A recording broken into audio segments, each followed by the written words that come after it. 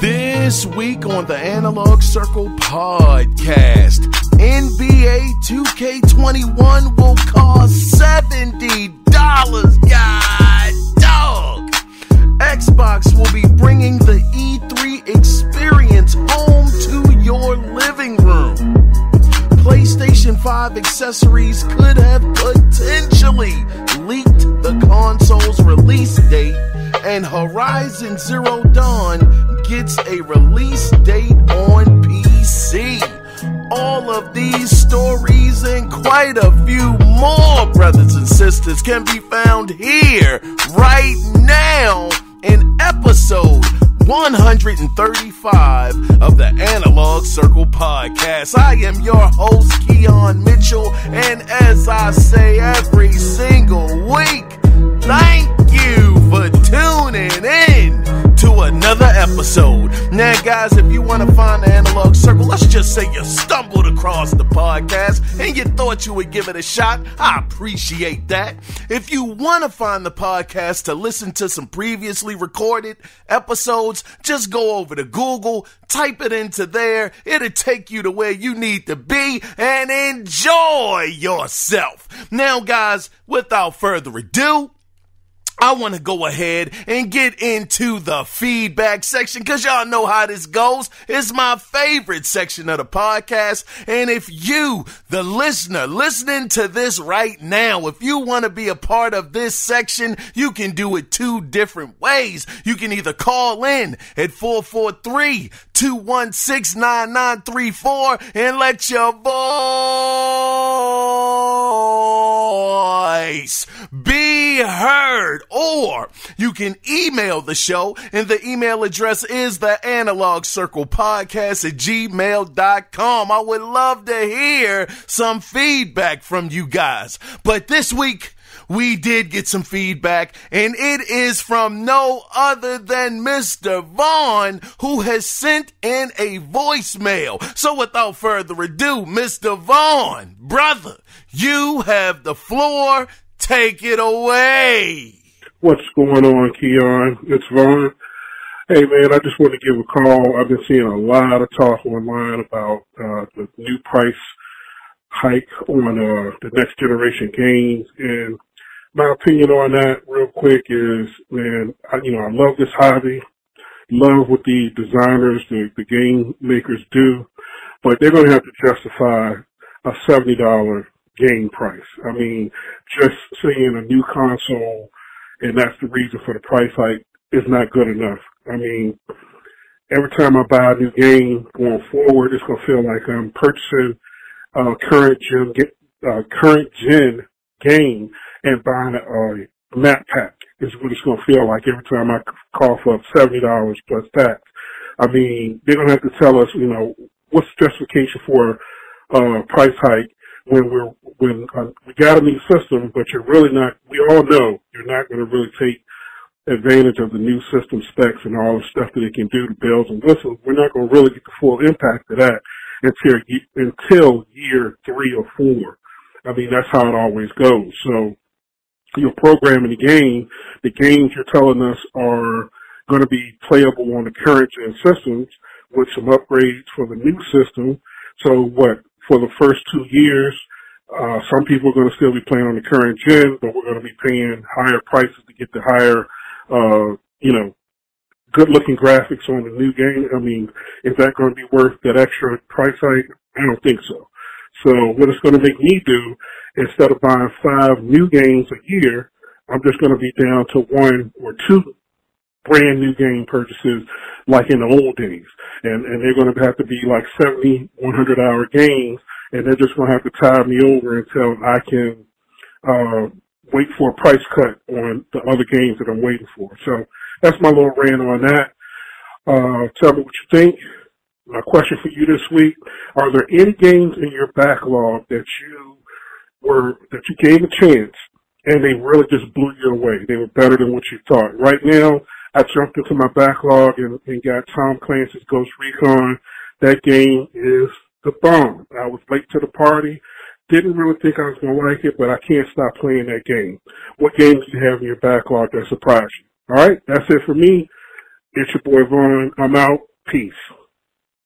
As always, Vaughn, shout out to you, brother. It's always great to hear from you. I love getting your phone calls, love getting those voicemails, and I absolutely love that you flip me asking a question into asking me a question. It's always fantastic. Now, brother, I want to go ahead and talk about your voicemail here, brother, because yes, this week, and we're going to talk about it, Vaughn. Vaughn is saying, look, $70, and we got a story on that. Just stay tuned, guys. But Vaughn is saying, look, $70 for these games. This price hike, you guys are going to have to justify this, especially, and that's a good point you brought up, Vaughn, especially knowing that in this upcoming generation, they will not be using all of the consoles, the brand new consoles assets.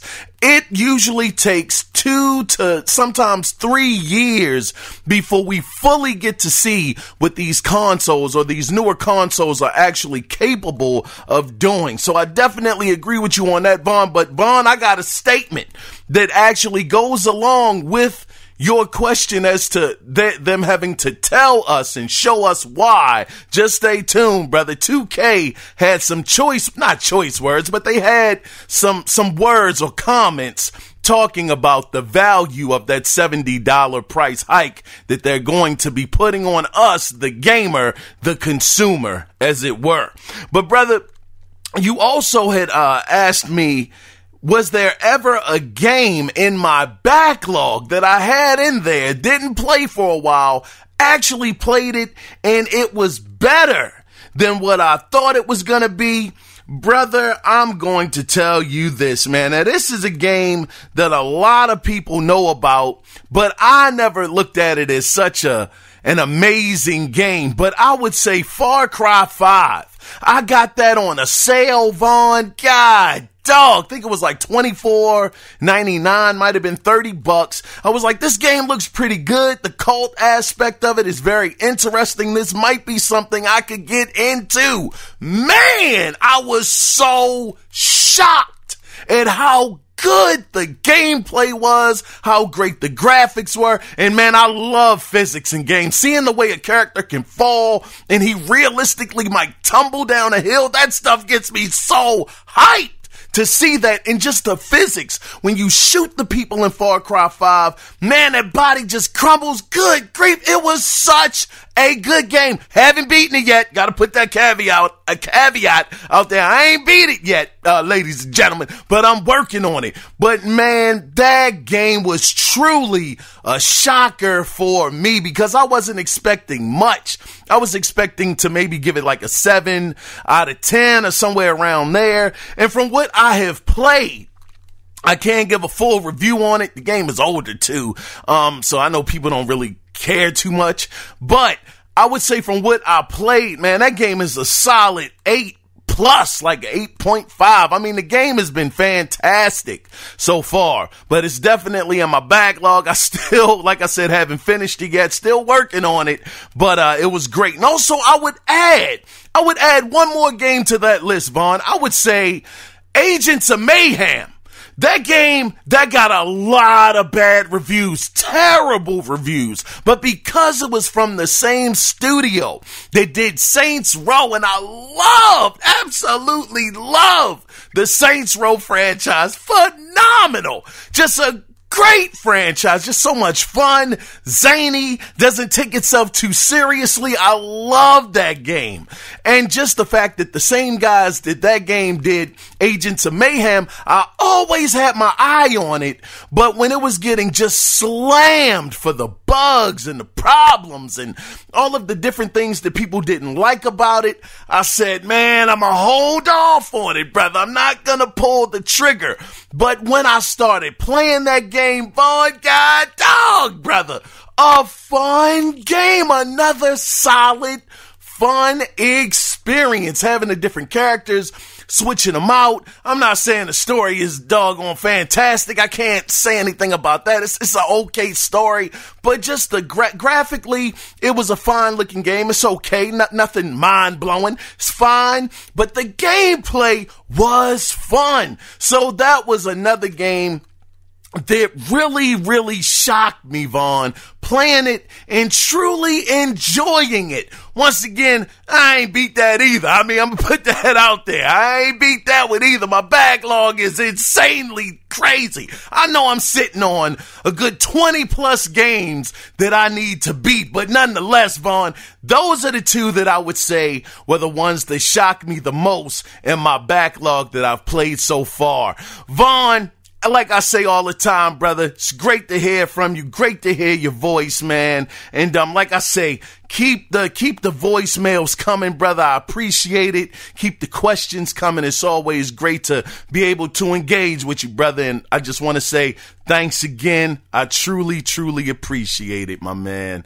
But that was it for the feedback section this week, guys. So I guess I'll let you guys know what I've been playing, and it ain't hard to tell. The biggest game of the doggone, I would say, the year to me, outside of Cyberpunk 2077 coming later on down the pike, and possibly Ghost of Tsushima, but I have been playing The Last of Us, and again, I must stress the fact I don't understand what the problem is. I'm playing this story, man, the character development, the different relationships, how things are going left, right, up, and down. I'm like, man, this is phenomenal work. Absolutely fantastic. I can't understand the hate. Again, the story is going to have to make such a hard turn for me to say this is trash. And just thinking about that, did you guys hear about the voice actress who does the voice of no spoilers here, but one of the characters in the game, hopefully you guys that have played it know what I'm talking about, or you've seen the articles already.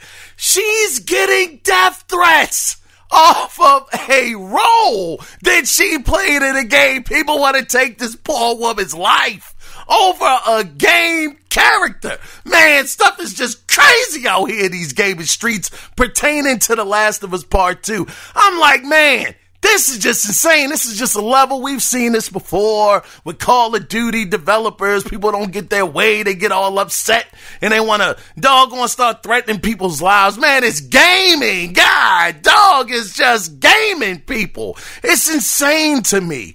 Absolutely insanity.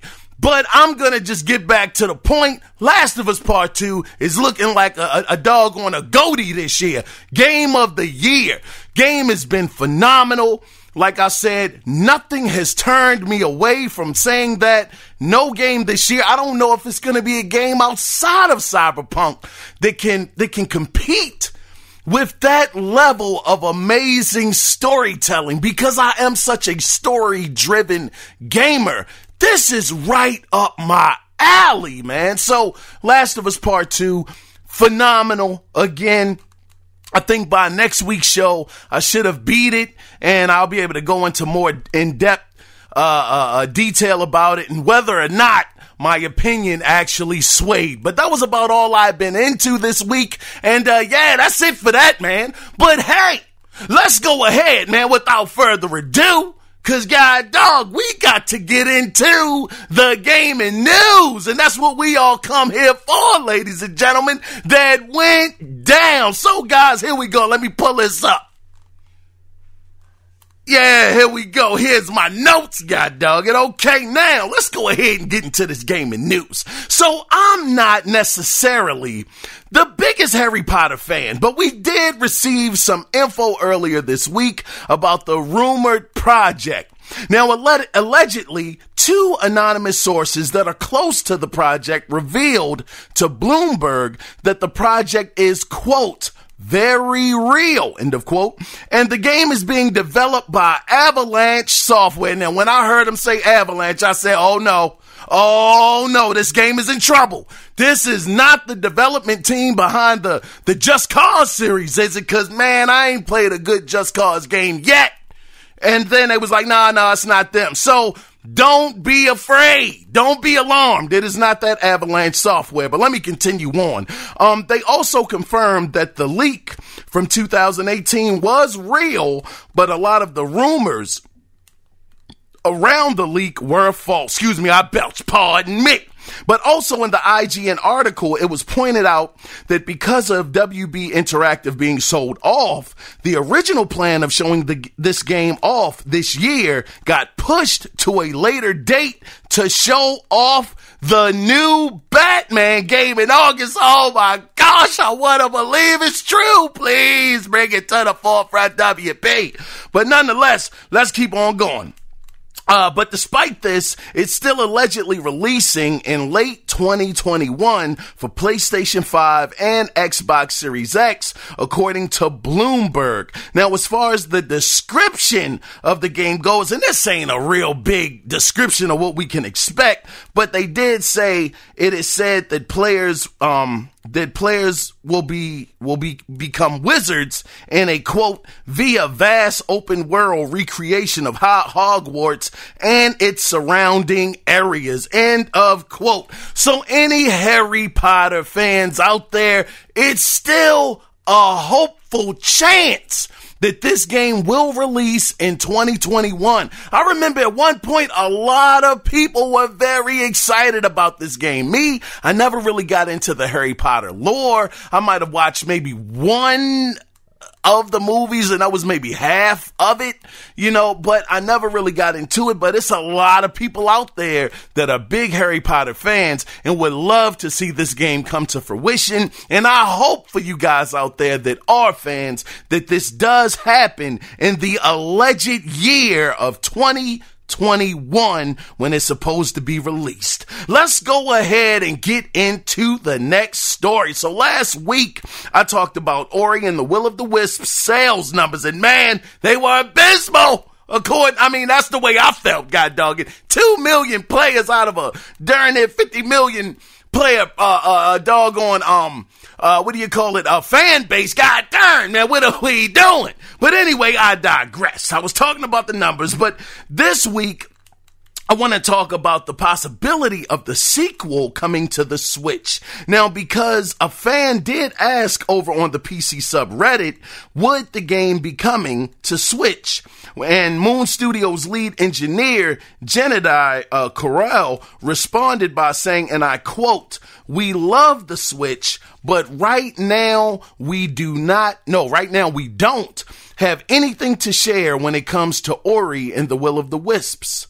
He continues to say, if it were to ever happen, though, I can tell you that it would be extremely difficult. It would be an extremely difficult port to make it run at 60 frames per second. That's for sure.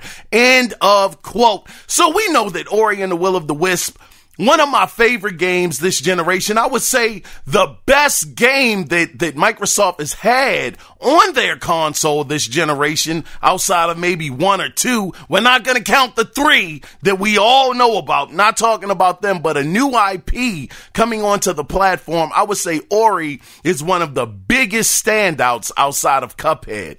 But we do know that at one point, Ori and the Blind Forest, it did get Nintendo. They did get a port of it onto the console, but then sometime later, you guys remember Phil, it was an IGN, it was an interview that he had, and he was saying that he doesn't want people to continue to say, well, hey, is this game coming to this platform or that platform? Because it has been because they might have been released previously on another platform. He's saying he kind of wants to get rid of that narrative. So this shows right here, hey, this gentleman, he said they don't have anything to share. And then you have to think about the Nintendo Switch's, I guess, the graphical prowess of the console, the technology behind the console, or underneath the screen, as it were. Yeah, because this thing is portable too. Yeah, you got to think, can it really handle a game like Ori and the Will of the Wisp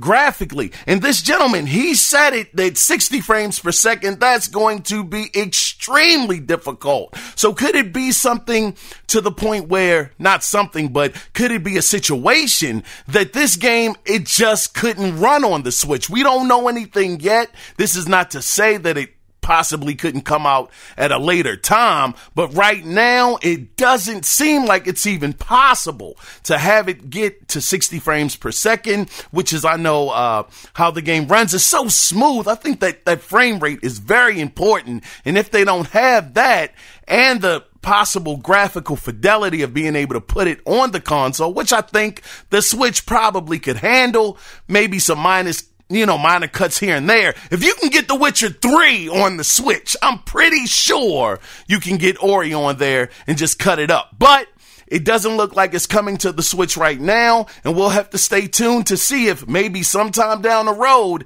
it actually happens. But if Phil is staying true to his word and wanting people to stop asking, are these different games that are console exclusives at the time coming to different platforms, if he wants to keep with that narrative, or that new narrative of he's tired of people asking that, then he quite possibly could say, Moon Studios, I'm asking y'all not to release that on the Switch. But only time will tell. Let's go ahead and move into the next story. So let's talk about Square Enix. Now, it has been revealed at a stockholder meeting on June 24th that the company was planning on revealing several announcements at E3, but despite E3 being canceled, we will still be getting more info very soon. So here is the actual quote from a Square Enix spokesperson who says, "We had planned to have a press conference as a replacement event, but were unable to do so since assets were not complete. We'll be announcing new titles individually as timing permits. Several will debut around July to August." End of quote. So that is so interesting. Now, this gentleman is saying that they have more projects coming. They were planning an event. Things didn't go through. I guess the infrastructure or whatever the case may be fell through, and now they are going to just say, you know what, forget it. Forget the event, but we're still going to show these games off. So between this month and next month, different projects will be shown. Now, we know that Avengers is under that Square Enix umbrella. We understand that's a game that's being worked on. We got the table discussion of it. It wasn't a round table. They called it something else, but we already got a more in-depth look into that game. I want to know, and I know I'm reaching on this. I'm always reaching. But I want to know, will we get any news, anything, any kind of just something about Final Fantasy VII Remake Part 2? Will we get a screenshot? Will we get maybe a possible release date window? Not an actual release date, but just how long are players going to have to wait to get the next sequel? Well, to get the sequel to Final Fantasy VII. It will be interesting. Or could this be a chance? Will it be a chance? I'm always getting my words all tongue-tied, pardon me. But will this possibly be a situation where we could see Final Fantasy 16? Because they did say, and they confirmed that project, whatchamacallit, can't remember the name of it, god dog, so unprofessional productions, people. But that game that was shown on the PlayStation 5's reveal event stage, they did say that is not Final Fantasy 16, but it is a different project. They confirmed that. So that leaves the door open to possibly see what the next Final Fantasy will look like. It'll be an interesting time, July and August. We got some things to look forward to, especially if you're a Square Enix fan. Let's go ahead and, this story right here. Man, I'm going to tell y'all. Man, I forgot about this one for a second, but I have to say, shout out to Mike J. If you're listening, brother, shout out to you. This brother sent me an article, right? And the funny thing about this was, he sent me this article like 5 minutes before, 5 minutes after I had seen the original, and I was just skimming through, and he had sent this to me. Shout out to you, Mike J. You always on your square, brother. But I want to just go ahead and get into this, because this is, to me, once again, the most exciting story of the week. So, let me see, where can I start here? Okay, from July 21st to July 27th, in conjunction with Summer Games Fest, there will be a demo event for Xbox One owners that will allow you to try out demos from upcoming and unreleased Xbox One games. And it's being said in the IGN article that this digital event is meant to recreate the experience of trying upcoming games at events like PAX, Gamescom, and E3. Now, it's also worth noting, too, two things. One, the demos will only be available for that week. And two, according to Xbox, there will be, quote, somewhere between, and this is insanity, somewhere between 75 to 100 games when the dust settles, end of quote. Now, also, I want to shout out Mike J again, because he thinks, now this is his bold prediction. Mike J, you might be on a good path with this one, brother. But he says that he believes that the Xbox upcoming event, this July event, is going to take place on July 20th. Now, you will, now that would be crazy, Mike. You might be, brother, you might have it. You might have it, but we're going to have to see. But you will be able to find these demos in a special Game Fest demo tile on the dashboard. So don't go looking for them under the regular game demo section. And we're going to get the full list of the games as we get closer to July 21st. I don't know, Mike, when I hear something like that, we're going to get the list closer to July 21st. Who knows, the day before they go up. Anyway, we're going to have to see. But man, this is a dream come true. This is why I was so hyped up about the Summerfest. I'm like, demos, E3 demos, oh my gosh, this is what I have been wanting for years, to have that E3 experience, to have that Gamescom or whatever event is taking place, to have the chance to play those demos at home, not having to wait in a line, not having to travel miles and miles away, having to pay for plane fare and hotel rooms, to be able to do it in the comfort of your own home. I would have paid for this. But Microsoft, they are going to have, quote, according to them, not me, 75 to 100 different demos. This is insane to me. I can't wait. I'm so excited. We only got like a week to play them, but that's cool. It's okay. Wouldn't it be, oh my gosh, man, wouldn't it be incredible? And I know I'm dreaming on a star right now. I know 9.5 3/4 out of 10, it's not going to happen. But a Cyberpunk 2077 demo, if we could get something like that, it would be incredible. The only game that I know right now that's going to be in that demos lineup, and I'm actually looking forward to this game, is tag. Now I forgot the name of it. It's the Humans, Destroy All Humans. That's going to be in there, the remake of that. And that game looks so dope. They have really done some work on remaking that game. I'm so excited to get my hands on it. I think they talked about 2 or 3 other games. It's going to be some indie games there. I know indies are going to have a big presence in this demo. Not real, but these demos or whatever, that playable demos they're going to have. But man, Microsoft Xbox, look, shout out to them. I mean, this is such a dope move. I haven't heard Sony doing anything like this right now. I haven't heard any word that Sony is saying, guess what, guys? We're going to have some demos for y'all. We want to make y'all feel like the E3 experience is going to take place at your home. Here are the demos of our upcoming games that you can play before they're played, and unreleased games that may be a ways off that you can play.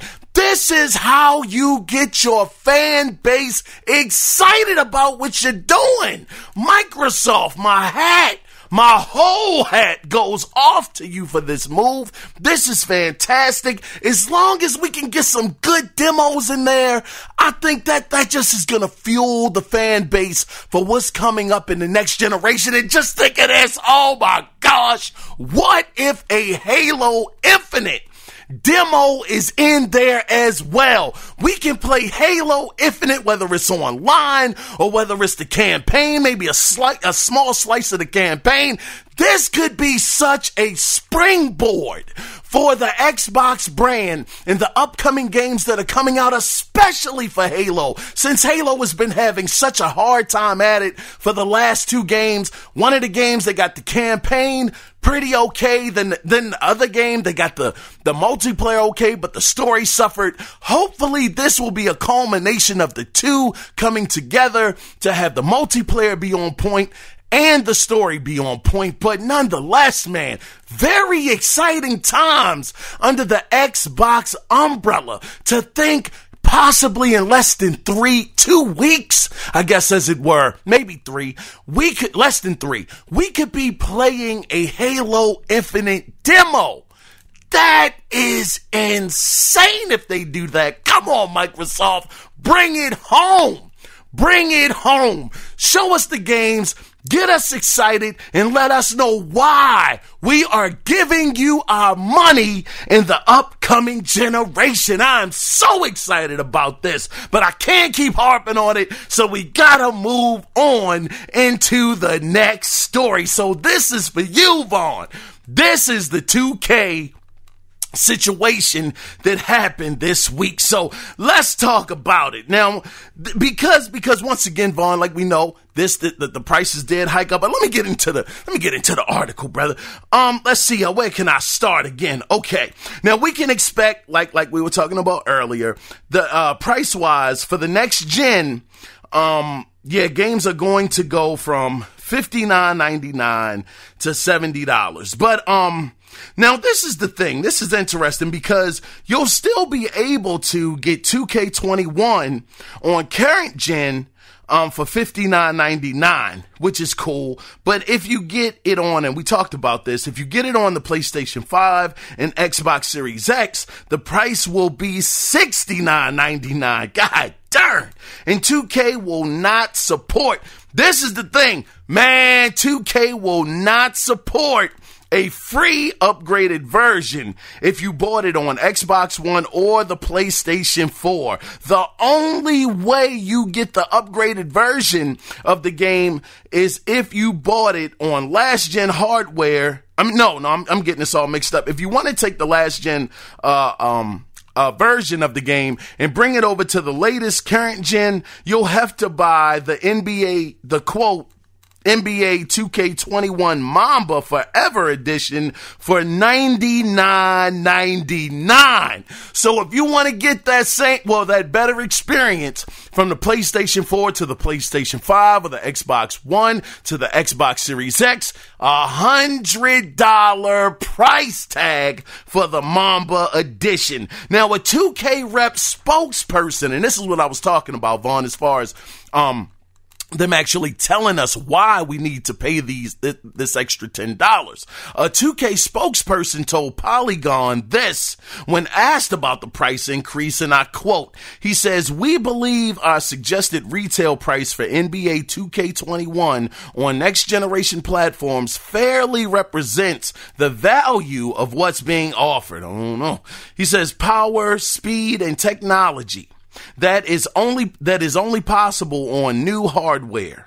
While we are confident that NBA 2K21 will be a monumental leap forward for the franchise and a standout visual showcase on next generation consoles, we realize that it's our responsibility to prove this value to our fans and NBA 2K players. We're looking forward to doing so and can't wait to show you more in the upcoming months to the launch. End of quote. So here, Vaughn, we see, well, we don't see, 2K does see, and they realize that they have to show us what they are doing in order to get this extra $10. He talked about the technology, power, and speed. I'm sure the power and speed he's talking about is the graphics and probably the SSDs being hard at work. I don't know if that really justifies it, but he's saying it's going to be a monumental leap forward for the franchise and a standout visual showcase on next generation consoles. Now, I'm not going front. I'm not going to cap. I'm not going to lie. When I saw Zion, saw that game model of Zion, and he was sweating profusely all over his face, I'm like, God, dog, brother, that does look dope. But is that going to transfer over into the game?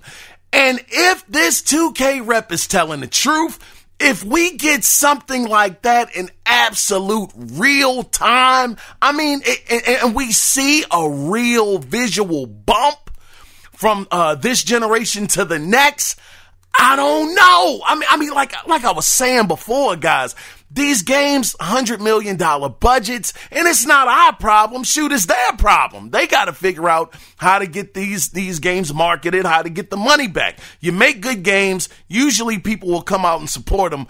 I don't even know about that, but I want to believe for the most part, people will come out and support them.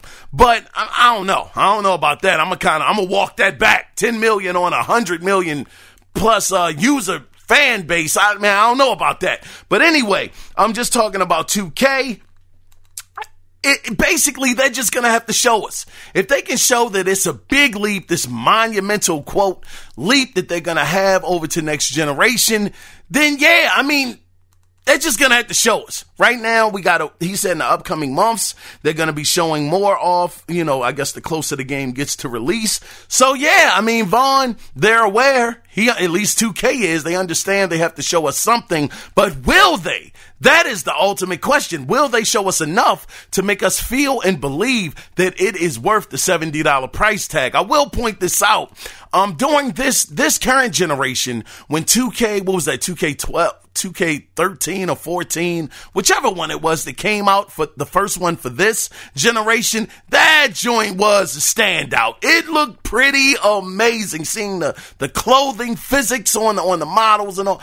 It was dope. It was dope. But will they make another big bump, a big leap to justify this extra $10 price point? We will truly have to wait and see and play it as a play-by-play basis to see if we'll get there or not. Anyway, I've rambled on too long about this. Let's go ahead and let's get into the next story. Man, it look like it's about to be raining here in Baltimore soon. So if y'all hear some thundering and lightning, that's what's going on. But anyway, let's talk about, let's go down Rumor Boulevard. Let's take a little stroll down Rumor Boulevard again, where the stories aren't confirmed but are alleged. So, the PlayStation 5 is highly anticipated and people are on pins and needles for the price.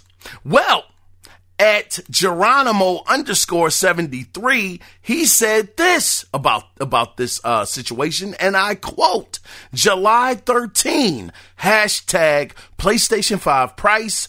release date and pre-order TBC, citing, quote, sources inside the entertainment industry, end of quote. Now, as always, this is a rumor, so take it with a mustard seed of truth. But to at Geronimo's credit, he was the first one to confirm, which gives this guy a little bit of leeway, not much, but a little bit of believability. He actually confirmed Sony's June 11th reveal.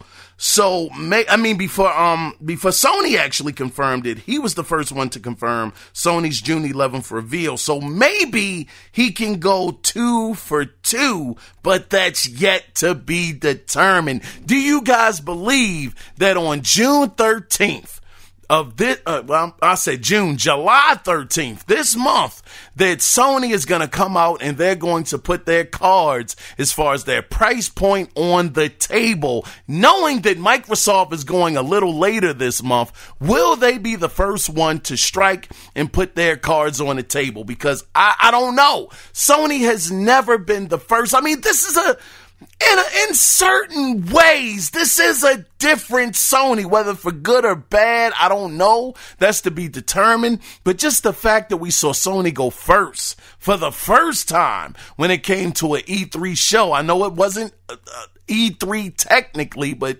it was the show to show off their console, their latest console. For them going first, could it be possible that they will say, you know what, we're going to get aggressive, we're going to get out into the forefront and let people know exactly how much they need to pay for our upcoming console? And I'll say this, I don't know if it's a double-edged sword. I mean, some people are going to be happy, I'm sure. Some people are going to be shocked. Some people are going to be let down. You know, it's impossible to make everybody happy. But to me, if your price point is a little higher, if it is at that possible $4.99 price point, I don't think it's going over $5. I'm going to go on record and say that. I don't think they'll do that.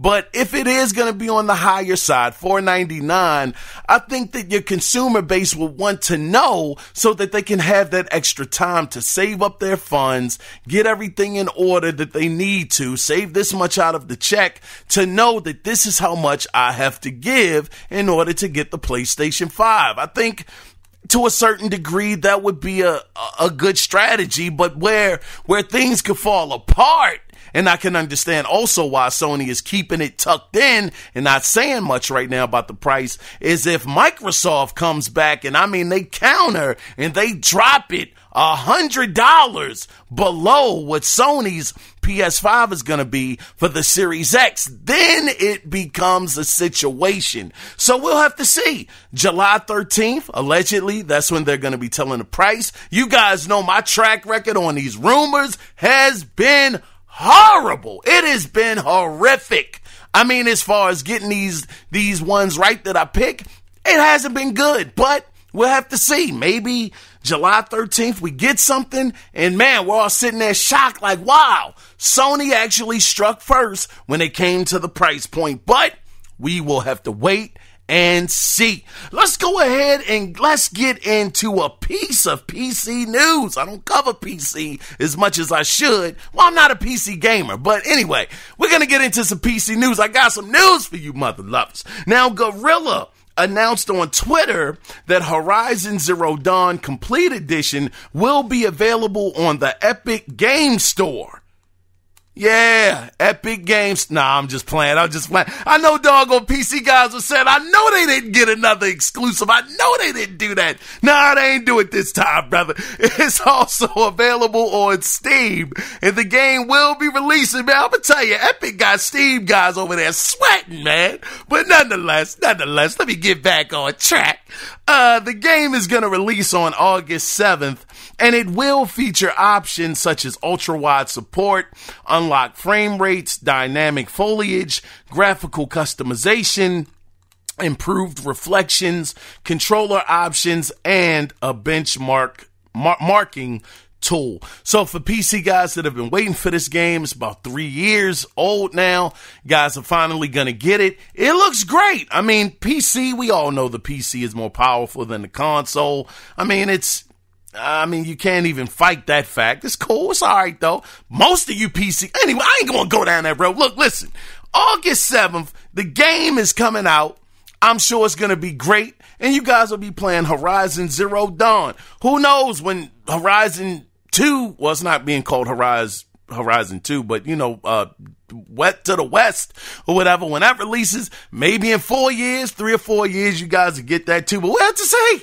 Anyway, let's go ahead and move on. I did have another quick PC story here, though. Cyberpunk 2077 is a DX12 exclusive, and because of that, the game will only run on Windows 10. But if you're running Windows 7, they said you will be, quote, catered. I don't know what that means. Maybe I guess you'll be catered to. But if you're running Windows 8, Tech Radar explained that you would be out in the cold. So just wanted to give you guys a heads up on that.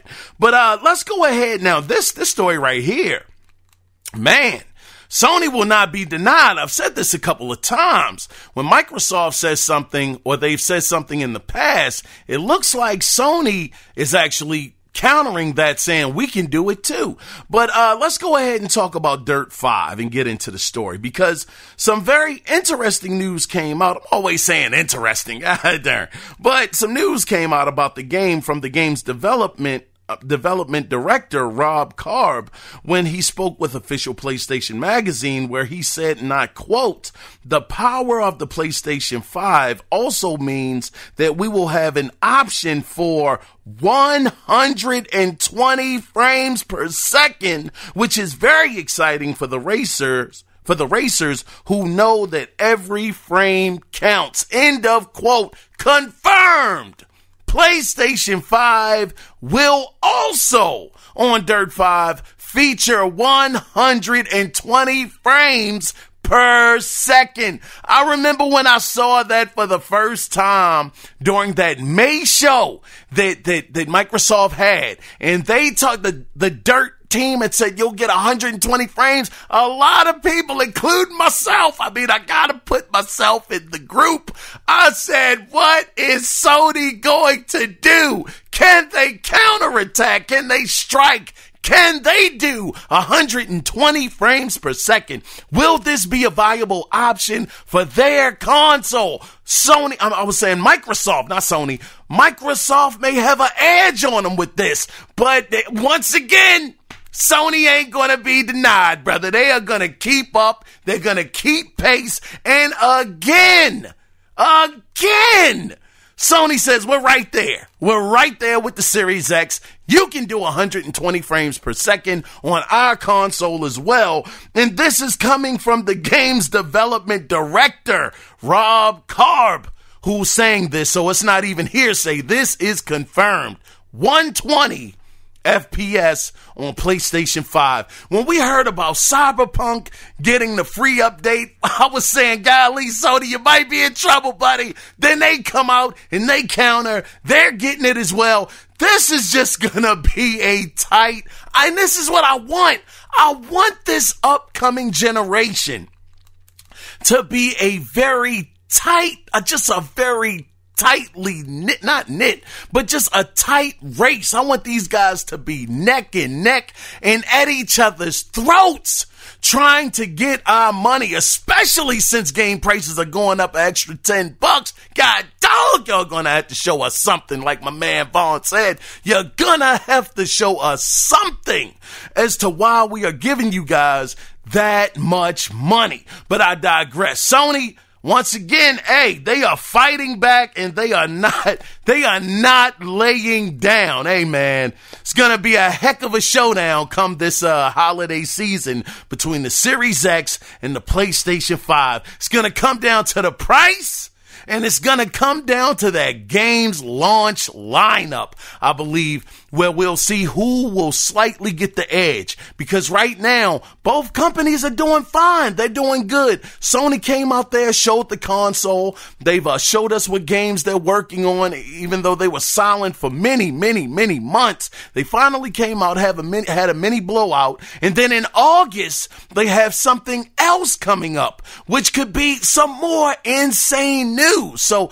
these guys, man, I'm hoping it's going to be a very, very tight very tight doggone race between the two of them. But let's go ahead and let's move into some more PlayStation 5 news, because it looks like that the PlayStation 5 accessories could give us a better clue when the PlayStation 5 will release. Now, this is according to Baron Blade, who has revealed that the store's system has received a listing of third-party PlayStation 5 accessories, and they are a system stand. That's interesting. So it doesn't come with a stand.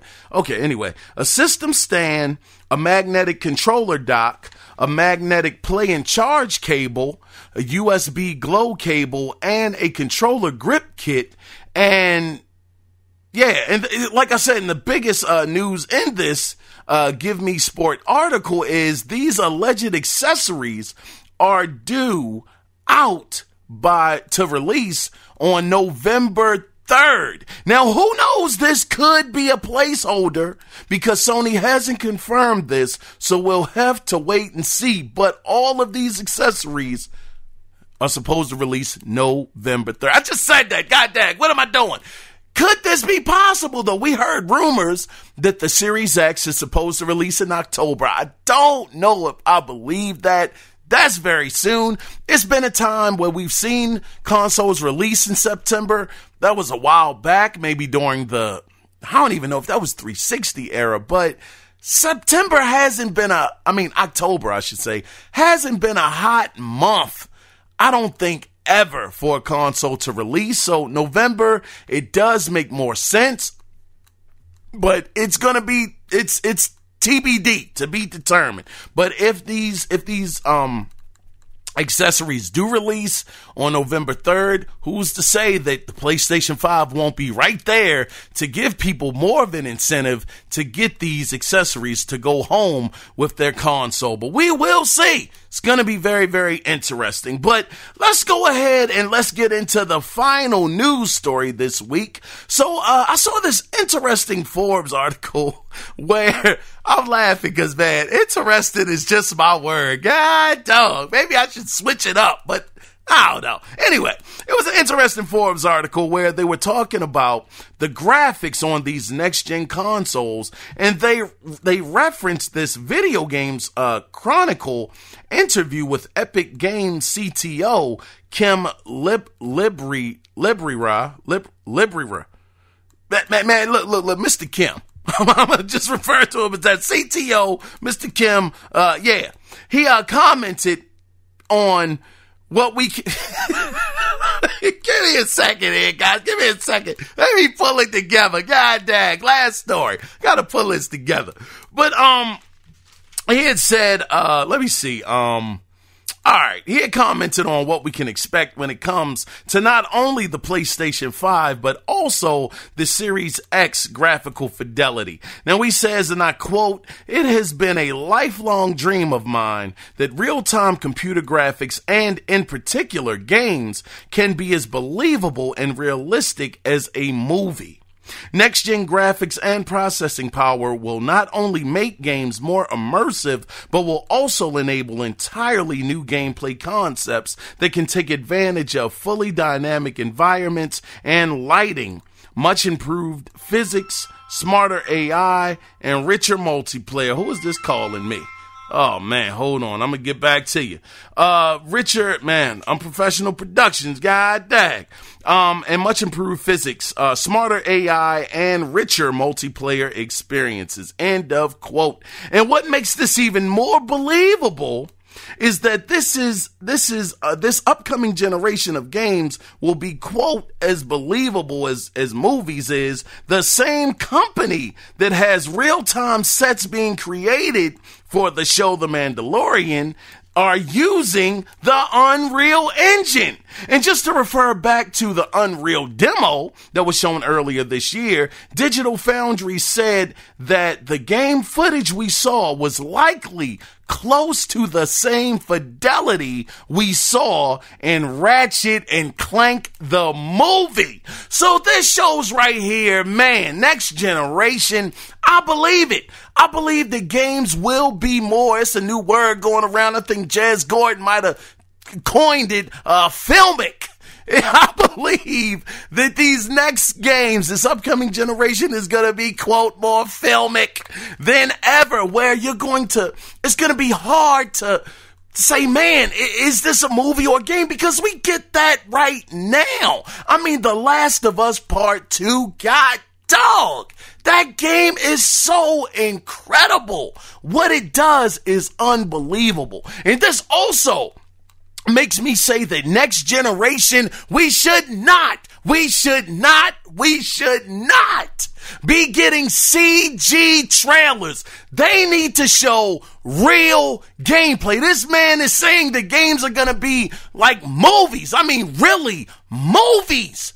In the upcoming generation, we should not be seeing CGI. We should be seeing real gameplay, real-time gameplay. God dang it. Anyway, that is the end of the gaming news this week. So guys, what I want to do right now, I want to go ahead and get into the final section of the podcast where I ask you, the listener out there, a question, and I know you saw it, I know you did, and I truly appreciate it. But I think this is a timely question. I want to know, would you prefer more 15 to 20 hour gaming experiences? Because we did hear from, he was at Sony. He hadn't been there for a while. Golly, I'm forgetting his name. He was such a cool dude. I really like to see him up on stage, but he got X'd. He got taken off of the Sony team, but he had an interview about a week ago, maybe closer to 2 weeks ago. He had an interview, and he had said that he, as an older gamer, he would like to get more experiences that are 15 to 20 hours. And he even went into talking about how the model that's being that we're used to, these 60 and 70 hour gaming experiences, they're not going to be sustainable forever because of the cost of gaming. Now, me, I'm an older gamer. I'm 41 years old. If you give me a solid 15 to 20 hour experience, I'm good. For me, if I want anything over, man, I'll even go 25 with you. And that's pushing it for me. But 25 hours, I will get an RPG. Because by that time, you're talking about RPG numbers. Anything that used to be 30 to 40, 50 hours, that's RPG doggone territory. So that's just not for me. I don't want to be in a game for that long. I want to go ahead, play the game that I'm playing, and be able to move to the next game. But that's just me. A lot of other people may feel differently, but that is my question to you guys. Would you prefer more 15 to 20 hour gaming experiences? I'm sure a lot of people, especially with this $10 hike that's looming across the gaming landscape, a lot of people are probably going to say, man, just because of that, you better give me 99 hours, 120 hour experience for my god doggone $70. But I want to hear from you guys. It would be fantastic if you guys want to be a part of the conversation, be a part of this section of the podcast, which is the feedback section. You can do that two different ways. Either you can call in at 443-216-9934 and let your voice be heard. Or you can email the show, and the email address is the Analog Circle Podcast at gmail.com. I was your host, Kiaun Mitchell, and it is always a pleasure. It's always a privilege to be able to sit down and talk to you guys on a weekly basis. Thank you guys for all of the support. The numbers of the show have been going up, so I appreciate you guys spreading the word, letting people know. Subscribe to I'm on YouTube. That's cool. You can subscribe to the channel. You don't have to or whatever. It'd be great. But just tell your friends, tell your family about the Analog Circle Podcast. And once again, I truly appreciate you guys. But that's going to do it for this week. But don't worry, because we will be back at it again next week. But before we officially, and I do mean officially, wrap it up, always remember, guys, it is not about the consoles. It is about the games. So with that being said, until next week, you guys take care. Be safe out there. Bye-bye.